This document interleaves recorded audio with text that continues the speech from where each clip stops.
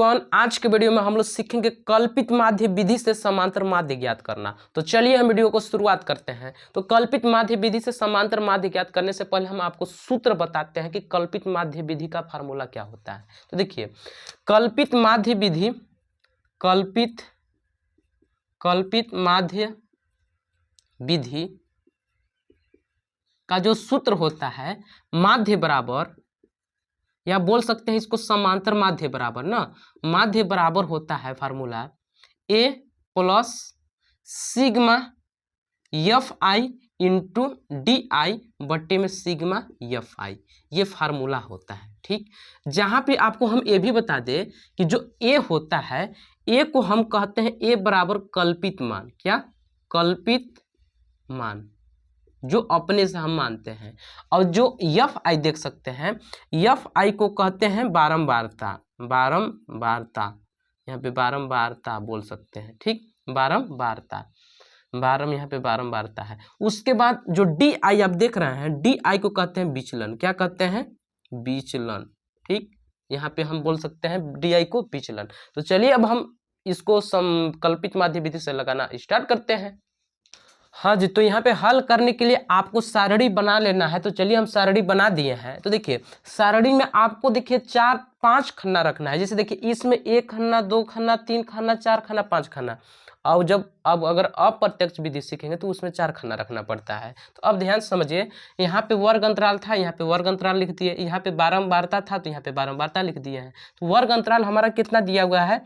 1 से लेकर 3 तक, और फिर 3 से 5, 5 से 7, 7 से 9 और 9 से 11, यही ना दिया हुआ है। तो यहाँ पे अब इन लोग का बारंबारता कितना दिया हुआ है? 7, 8, 2, 2 और 2।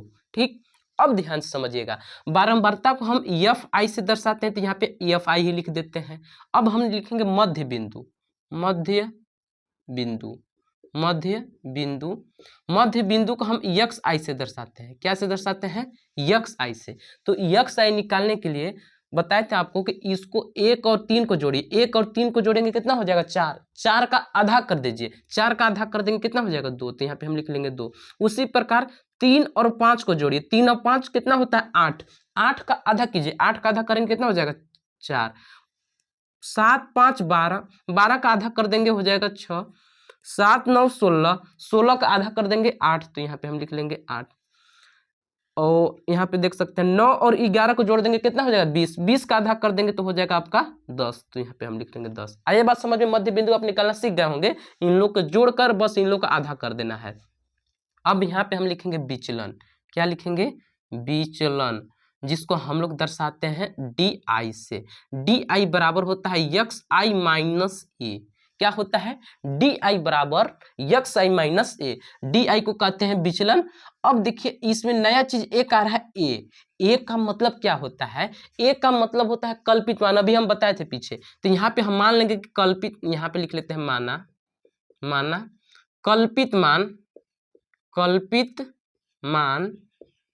कल्पित मान, जिसको हम लोग ए से दर्शाते हैं। ए बराबर कल्पित मान, जो आप मध्य बिंदु देख रहे हैं ना, इसी में से आपको कोई भी मान लेना है। तो हम देखिए इसमें सबसे पहले देखिए बीचों बीच वाला मानेंगे तो आपको आसान रहेगा। देखिए इसमें बीचों बीच कौन है? जैसे 2, 4, यहाँ पे 8, 10, इन लोग के बीच में आ रहा है 6। तो इसको ही हम मान लेंगे कल्पित मान।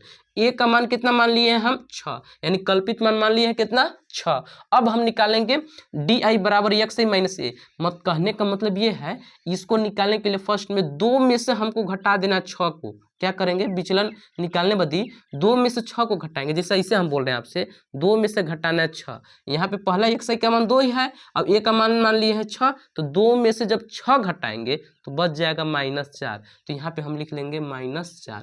उसी प्रकार यक्स आई का दूसरा मान कितना है? 4। 4 में से हमको 6 को घटाना है। 4 में से 6 घटा देंगे तो -2। तो यहाँ पे हम लिख देंगे -2। अब यहाँ पे जो अगला मान है 6 में से 6 घटाएंगे तो बताइए कितना आएगा? 0। तो यहाँ पे हम लिख लेंगे 0। उसी प्रकार 8 में से 6 घटाना है। 8 में से 6, देखिए इसका मान 8 है और ए का मान 6 है, तो 8 में से 6 घटा देंगे 2। फिर 10 में से 6 घटा देंगे तो हो जाएगा 4। तो ये देखिए था विचलन। विचलन भी अब निकल गया। अब हम निकालेंगे क्या? अब हम निकालेंगे एफ आई इंटू, यहाँ पे लिख देते हैं एफ आई इंटू जिस गुणे डी आई, क्या निकालेंगे, एफ आई गुणे डी आई निकालेंगे। तो इसको निकालने के लिए इन लोग को आपस में कर देना है गुना। एफ आई का पहला मान 7 है और डी आई का मान है -4, तो गुना कराते हैं। 7 चौका -28, 8 दूना 16 -16, और 2 में 0 से गुना करा देंगे तो हो जाएगा 0। 2 दूना 4, तो यहाँ पे हम लिख लेंगे 4, और 4 दूना 8, तो यहाँ पे हम लिख लेंगे 8। इतना तो आपको आ रहा होगा समझ में, यानी एफ आई डी आई कैसे निकाले आप समझे ना, इन लोग का गुना करा दिए आपस में। अब हम निकालेंगे इन लोग का योग, तो यहाँ पे हम लिख लेंगे योग। यहाँ पे क्या लिखना है, योग, यहाँ पे लिख देंगे हम योग। अब देखिए योग में हमको निकालना है सिग्मा एफ आई। सिग्मा एफ आई का हम योग करेंगे मतलब जोड़ेंगे, तो चलिए जोड़ते हैं। 7 8 15, 15 और 2 17, 17 और 2 19, 19 और 2 21, यहाँ पे हम लिख लेंगे 21। एक बार फिर से जोड़ के देख लीजिए, 7 8 15, 15 2 17, 17 2 19, 19 और 2 21 आ गया। अब हम निकालेंगे क्या, sigma f i into d i का योग। तो चलिए इसको भी निकालते हैं। तो देखिए इसको जब यहाँ तक जोड़ेंगे तो 8 6 कितना हो जाएगा 14, और 2 1 3 1 4, माइनस हो जाएगा 44। इतना पर से जब जोड़े इन लोग का तो आ गया -44। इसी प्रकार इसको भी जोड़ते हैं, 8 4 12, तो यहाँ पे हम लिख लेंगे 12। अब इन लोग को टोटल को जोड़ना है, देखिए माइनस प्लस माइनस यानी घटेगा, तो 44 में से 12 घटाना है तो घटा देंगे 2, यानी आ जाएगा कितना 32, और वो भी कम में आएगा -32, तो यहाँ पे हम लिख लेंगे -32, यानी sigma f i into d आई कितना निकल गया हमारा -32।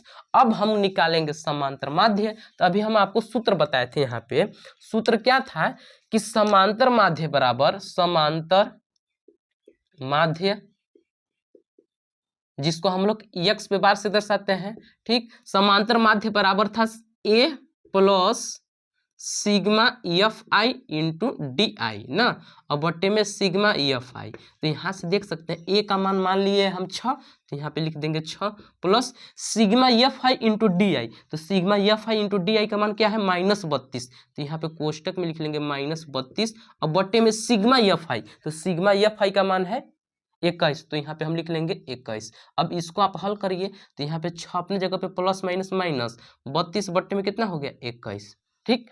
अब ध्यान से समझना है,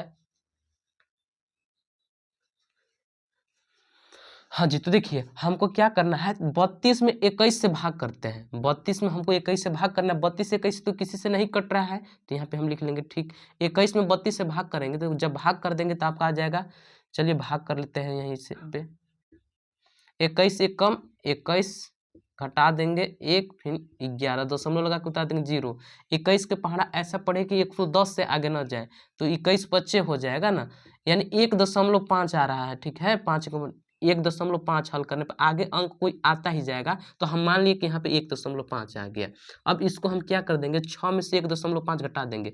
इसको हम ऐसे लिख सकते हैं, कहा 6.0 माइनस, जैसे 6.0 का मतलब होता है 6 ही। चलिए इसको घटाते हैं, 0 में से 5 नहीं घटेगा, एक हासिल दिया 10, 10 में से 5 घटा देंगे 5, यहाँ पे बचा हुआ है 5, 5 में से घटा देंगे 4, यानी 4.5। इसका क्या हो जाएगा, समांतर माध्य। उम्मीद करते होंगे कि आप कल्पित माध्य विधि से समांतर माध्य ज्ञात करना सीख गए होंगे। अगर वीडियो अच्छा लगा होगा तो वीडियो को लाइक कर लीजिएगा, और ऐसे ही वीडियो देखने के लिए हमारे चैनल को सब्सक्राइब कर लीजिएगा।